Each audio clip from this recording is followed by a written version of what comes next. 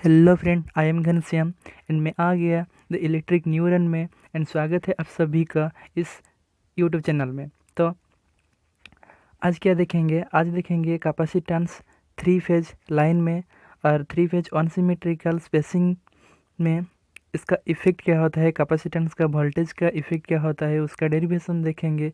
तो पिछले लेक्चर में हम क्या पढ़े थे? सिमेट्रिकल लाइन में कैपेसिटेंस का इफ़ेक्ट क्या था और उसका डेरिवेशन क्या था, और उसका अंदर जो वोल्टेज डेवलप हुआ था उसको हम देखे थे। तो आज क्या देखेंगे? अनसिमेट्रिकल लाइन और अनसिमेट्रिकल स्पेसिंग में कैपेसिटेंस का इफेक्ट क्या होगा। तो उससे पहले हम जानते हैं कि हम प्रीवियसली जो इंडक्टेंस चैप्टर में मैं पढ़ाया था कि आपको अनसिमेट्रिकल लाइन कैसे सिमेट्रिकल लाइन में कन्वर्ट होता है, जैसे कि untranspose to transpose, transpose to untranspose line कैसे होता है। तो पहले मैं उसको आपको एक बार रिवाइज कर देता हूँ। तो देखिए, अनसिमेट्रिकल लाइन मतलब ये एक लाइन, ये अनदर लाइन, ये थर्ड लाइन। तो ये ऐसा मूव कर रहा है। तो एक सर्टन डिस्टेंस के बाद उसका पोजीशन चेंज कर रहा है। कैसा? लाइक ऐसा 1 नंबर ऑफ पोजीशन आ रहा है पोजीशन 2 के पास, एंड सेकेंड नंबर कंडक्टर आ रहा है पोजीशन 3 के पास, एंड 3 नंबर ऑफ कंडक्टर जा रहा है पोजीशन 1 के पास। तो ऐसा ही ट्रांसपोज हो रहा है in the our transmission line. तो इसी को ही हम कहते हैं ट्रांसपोजिशन। तो ट्रांसपोजिशन किस लिए करते हैं? ट्रांसपोजिशन करते हैं ऑन स्पेसिंग को सिमेट्रिकल स्पेसिंग करने के लिए। और हमारा जो इंटरकनेक्टेड कम्युनिकेशन लाइन होता है उसको इंटरफेस नहीं होने के लिए हमने ट्रांसपोजिशन को चूज किया है। तो ट्रांसपोज इसलिए किया है कि वो जो हमारा बगल वाले में जो कम्युनिकेशन लाइन होगा, जो अलग लाइन होगा, उसको इंटरफेस नहीं करे, उसको डिस्टरबेंस नहीं करे, इसलिए ही हम ट्रांसपोजिशन चूज किए। ठीक है। तो अभी देखेंगे कैपेसिटेंस में वही ट्रांसपोजिशन और अनसिमेट्रिकल में ट्रांसपोजिशन यूज करके कैसे हम वोल्टेज निकालते हैं, कैसे हम उसका कैपेसिटेंस निकालते हैं। तो चलिए देखते हैं। तो स्टार्टिंग करने से पहले मैं ये कहना चाहूँ कि आप ये स्क्रीनशॉट ले लीजिए, because it is very helpful to you further your study. Okay, ताकि आपको कहीं भी ढूंढना नहीं पड़े, तो आपकी ये वेरी हेल्पफुल रहेगा। तो देखते हैं, यहाँ 3 फेज है। फेज ए, रुको जरा 1 मिनट, लेट मी चूज। तो देखो, ये है हमारा फेज ए, एंड ये है हमारा फेज सी, ये है हमारा फेज बी। तो ये तीनों फेज ऑन सिमेट्रिकल लाइन में है। देखो, इसका डिस्टेंस सेम नहीं है। इसका जो डिस्टेंस है ये डिस्टेंस से मैच नहीं कर रहा है, कि ये डिस्टेंस से भी मैच नहीं कर रहा है।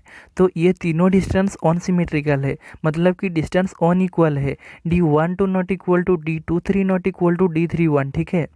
तो ये एक फास्ट ये देखो, ये जो फिगर है ये फास्ट ट्रांसपोजिशन के लिए दिया गया है। ये जो फिगर है फास्ट ट्रांसपोजिशन, दैट मीन्स ए है 1 के पास, बी है 2 के पास, एंड सी है 3 के पास, ये रेस्पेक्टिवली है। देन यदि हम चाहें तो ये सेकंड सेकंड ट्रांसपोजिशन के लिए, और दैट मीन्स पहले से ही मैं बता चुका हूँ कि तीनों फेज जो सर्टन डिस्टेंस में उसका फेज चेंज कर रहे होंगे उसी टाइम। तो ये 1 2 3 ये चेंज हो जाएगा, ये आपका चेंज हो जाएगा। तो क्या हो जाएगा? अभी 1 2 3 अभी चेंज हो जाएगा ऐसे। पहले 1 2 3 था, देन 2 3 4 हो जाएगा, देन 3 4 5 हो जाएगा। ऐसे ही चेंज हो ये 4 नहीं आएगा, रुको, सॉरी फॉर दैट। फर्स्ट क्या आ जाएगा? 1 2 3 आएगा, देन 2 3 1 आएगा, देन 3 1 2 ऐसे ही आएगा, ऐसे ही ट्रांसपोज होते जाएगा, ठीक है। तो फर्स्ट क्या आएगा 1 2 3, ये हमारा first transposition cycle. Then second transposition cycle में 2 3 1 आएगा। देन थर्ड ट्रांसपोजिशन साइकिल में 3 1 2 आएगा, ठीक है। और वही A phase, B phase, C phase, जो फेज वो फेज नहीं है, वो उसका पर्टिकुलर पोजीशन है, ठीक है। यही है हमारा फेज, 1 2 3 है हमारा फेज, और ए बी सी है हमारा पर्टिकुलर पोजीशन। तो यही फेज 1 2 3 कुछ डिस्टेंस के बाद में वो चेंज होता जाएगा to not interface in the communication line, और अनसिमेट्रिकल लाइन को हमको सिमेट्रिकल लाइन में कन्वर्ट करने के लिए, ठीक है। तो पहले मैं उसको इरेज कर देता हूँ। तो यहाँ देखिए first section of transposition cycle. तो फर्स्ट सेक्शन में क्या होगा 1 2 3 होगा, 1 2 3 लाइन में होगा। तो हम किसके रेस्पेक्ट में लेंगे, फर्स्ट 1 के, तो QA1। तो हम जिसके रेस्पेक्ट में लेते हैं ए बी है ना, फर्स्ट ए और बी है, तो फर्स्ट ए ले रहे हैं, तो क्या होगा फर्स्ट डिस्टेंस जो कंडक्टर के बिटवीन जो डिस्टेंस होता है उसी का लेंगे। तो ए बी की जो डिस्टेंस है वो क्या है D12, तो उसी को ही ले रहे हैं D12। देन इसके जो रेडियस है, और एक बात यहाँ 1 2 3 का जो रेडियस है वही सेम रेडियस है, ठीक, R रेडियस है, ये याद रख लीजिए, उसका रेडियस सेम है। All the conductor have equal radius but distance are not equal, remember that, ठीक है। तो इफ बी के रेस्पेक्ट में लेते हैं ए और बी है, तो हम ए के रेस्पेक्ट में कर लिए ये। देन बी के रेस्पेक्ट में क्या होगा, फर्स्ट रेडियस आ जाएगा, उसके बाद डिस्टेंस आ जाएगा। देन सी के रेस्पेक्ट में, सी के तो इसके अंदर नहीं आ रहा है, तो सी क्या होगा डिस्टेंस डिवाइडेड बाई डिस्टेंस, तो 1 2 हो गया। देन अभी क्या होगा 2 3 डिवाइडेड बाई 3 1, यही होगा, यही है ट्रिक, ठीक है। देन अगर हम चाहेंगे तो सेकेंड सेक्शन के रेस्पेक्ट में, तो ये क्या होगा VAB इज इक्वल टू 1/2 पाई के, और के को मैं पहले से ही कई बार कह चुका हूँ ε0, that is relative permittivity, that is 8.854 into 10⁻12, ठीक है। तो 8 2 के रेस्पेक्ट में देखें, अभी क्या होगा सेकेंड ट्रांसपोजिशन साइकिल में 1 2 3 फर्स्ट था, 1 2 3 ये फर्स्ट था, तो अभी क्या होगा 2 3 1 इस सेकेंड के रेस्पेक्ट में, तो 2 QA2, तो 2 to 3, देन क्या होगा बी के रेस्पेक्ट में लेंगे तो 2 to 3, ठीक है। देन 3 to 1 अभी होगा 3 to 1, देन 1 to 2, वही होगा। ये ट्रिक आपका माइंड में एक बार घुस जाए तो कभी नहीं निकलेगा, याद रख लीजिए। तो ये देखें पर थर्ड सेक्शन के ट्रांसपोजिशन साइकिल के लिए वैसे ही फर्स्ट सेक्शन के लिए क्या था 1 2 3, सेकेंड सेक्शन है 2 3 1, थर्ड सेक्शन में 3 1 2। तो वैसे ही जैसे कि प्रीवियस जो दोनों हम किए वैसे ही 1/2 पाई के QA3 3 के रेस्पेक्ट में, तो 3 1 फर्स्ट होगा, वही 3 1 डिस्टेंस। देन 3 1 के बाद क्या होगा 1 2, देन 2 के बाद क्या होगा 3, ऐसे ही साइकिल के बाद साइकिल रिपीट होता जाएगा, ठीक, ऐसे ही 1 2 3 ऐसे ही रिपीट होगा क्लॉकवाइज। 1 2 ख़त्म, देन 2 3 कम, अगेन 2 3 ख़त्म, देन 3 1 कम, ऐसे ही, ठीक। तो समझ में आया? अच्छा, चलो नेक्स्ट स्लाइड में। तो यहाँ देखते हैं फर्स्ट ये क्या बोल रहा है। तो हमने जो ट्रांसपोजिशन देखा वही ट्रांसपोजिशन कैसे होता है, उसका वोल्टेज अगर एक वोल्टेज VAB है तो उसका एंगल 0 है, तो अनदर फेज के रिस्पेक्ट में देखेंगे तो क्या होगा, वो 120 डिग्री अपार्ट में रहेगा ना, 120 डिग्री अपार्ट में रहेगा। तो अनदर फेज किसके अपार्ट में रहेगा 240 के अपार्ट में रहेगा। ये क्या है, ये एंगल है डिग्री, फर्स्ट फेज 0 डिग्री में रहेगा तो second phase 120 degree, third phase 240 degree में रहेगा। ऐसे ही कंटिन्यूसली चलेगा। ठीक, तो यहाँ देखते हैं 3 मोर इक्वेशन लाइक दैट। अगर हम चाहें तो बी बी सी के लिए क्या लिख सकते हैं, B A B minus 120 degree. ठीक, B B C is equal to minus B A B minus 120 degree. Like that 3 more equation can be written to 0। सो अगर आप तीनों इक्वेशन को ऐड कर दीजिए, B A B plus B B B C plus B C A add कर दीजिए तो उसका क्या होगा, मूलभूत 0 हो जाएगा। ठीक, तो अभी देखो यहाँ,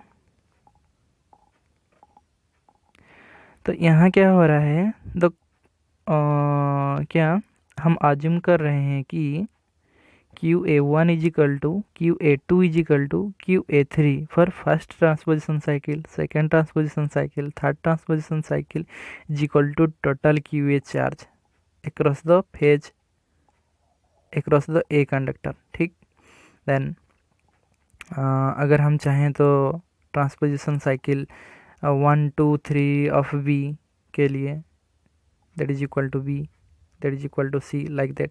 ठीक है, तो एवरेज क्या होगा, तीनों को ऐड कर दीजिए और डिवाइडेड बाई 3 कर दीजिए, वही है हमारा जो वोल्टेज एवरेज आ जाएगा। तो VAB1 for first transposition cycle, VAB2 for second transposition cycle, VAB3 for third transposition cycle. ठीक, तो अभी क्या करेंगे, अभी ऐड कर देंगे सब ट्रांसपोजिशन साइकिल को।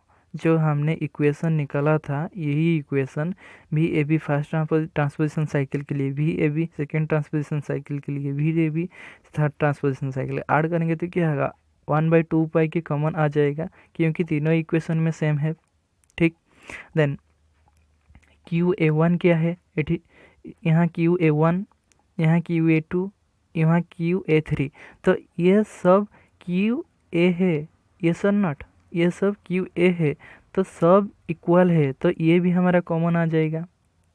अगेन देखो यहाँ ये D12 D23 D31 ये तो सेम नहीं है ना, ये नॉट इक्वल टू है, ये नॉट इक्वल टू है, तो ऊपर में क्या आ जाएगा, D12 into D23 into D31। ठीक,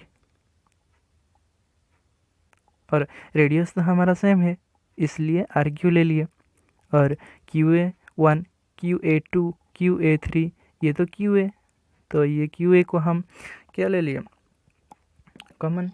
ठीक, तो अभी चलेंगे QB के पास। उसी तरह QB के लिए हमने रेडियस को ऊपर में ले लिया because of the QB respect second position में है। तो देखो D12 D23 एंड D31 ये निचले में है एंड रेडियस न्यूमिनेटर में है, तो रेडियस का Q होगा न्यूमिनेटर में, और डिनोमिनेटर में क्या होगा, D12 into D23 into D31, और QB1 QB2 QB3 क्या होगा, QB होगा। ये होगा या नहीं, आप बताओ मुझे, ये होगा या नहीं।